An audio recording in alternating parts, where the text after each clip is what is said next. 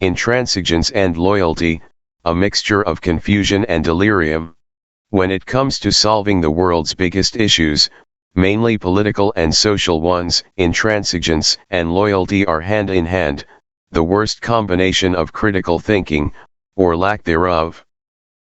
Let's think about the lack of trust in mainstream media on the left side of the spectrum we'll be making, and the lack of critical thinking, conspiracy theories, fear-mongering in both political teams, and worst of all, a lack of solving the world's biggest problems on the right. It is such an impossible thing to do without indirectly or coincidentally creating another problem. Like ending a war without starting another. There are examples of this. The MSM is notorious for not just spreading fake news, but gaslighting the viewers, making way for cults of personality like Donald Trump, alternative media for them to do the same thing as a matter of competition, and riling up people. This spectrum must address the very problem of intransigence and loyalty. The biggest ones being strategy and compromise. Those two things we are losing due to not just Donald Trump being put over country, but the MSM being put up on a pedestal as well. It's impossible to address both of these at once since you can't trust either side, and it becomes infuriating at times. It sparks confusion in most, but to some, it sparks delusions of grandeur, delirium, and even oblivion.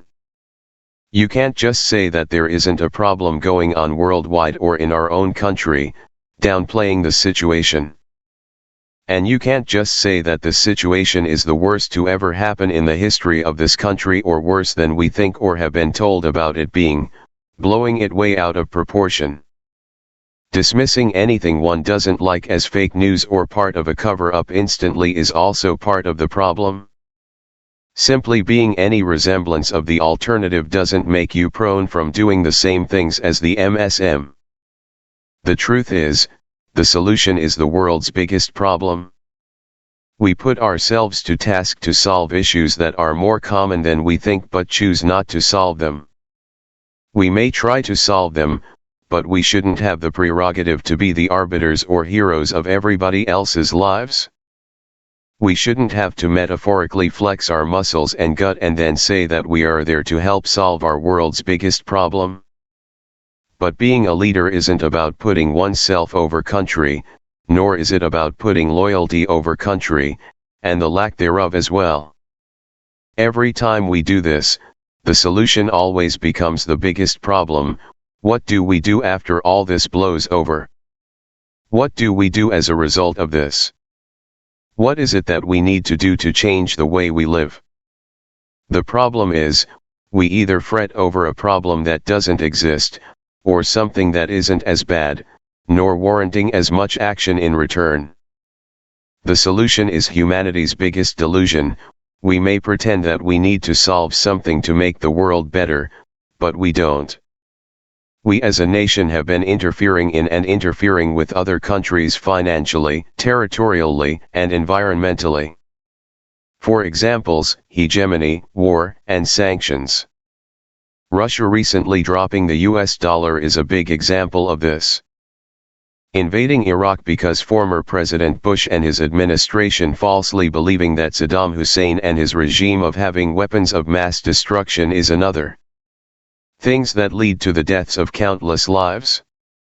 Maybe 9/11 was never enough to warrant an entire war that is a complete waste of time.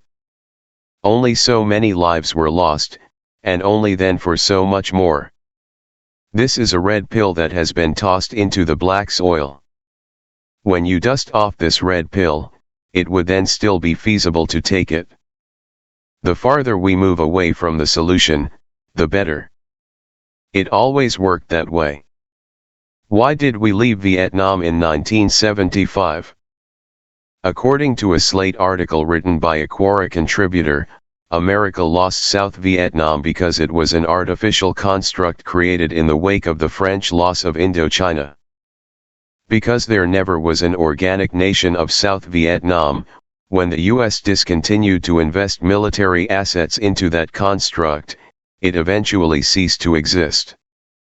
Had the United States continued to prop up South Vietnamese government with military forces, it is conceivable that the entity could have continued into the 1980s.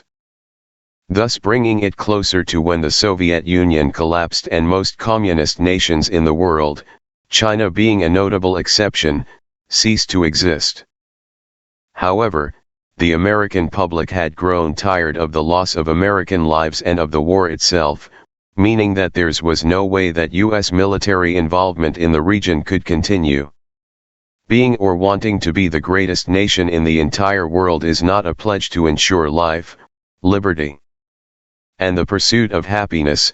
Unfortunately, it is a pointless goal. We didn't need to do all this because we aren't all this. That's it.